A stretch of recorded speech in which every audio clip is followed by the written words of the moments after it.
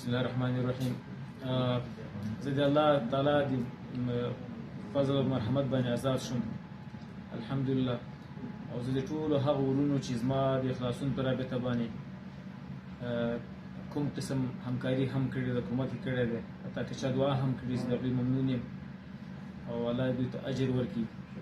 خصوصا هغه کسانو چې ډېر زیات په دې رابطه باندې د کلونو زحمتونه وګالل، الله یې ټولو هغوی ته اجر ورکړي او زه مشکور یم او مدیون یې هم یم. او انشاءالله ورځ بیا په یو ښه حالت کې سره وګورو ټول انشاءالله.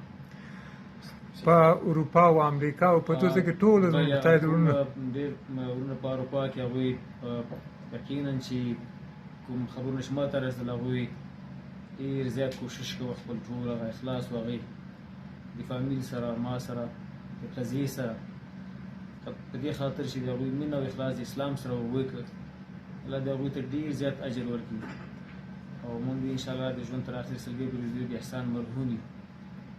او الله پاک دې موږ د خیر په ځای کې بیا سره راټول کړي، چې موږ د دوی توان هم راکړي چې موږ د دوی هغه دوی چې کوم احسانونه موږ کړي د هغې شکریه او ادا کړو، ممنون اوسو. السلام علیکم. وعلیکم السلام. جزاکم الله خیر.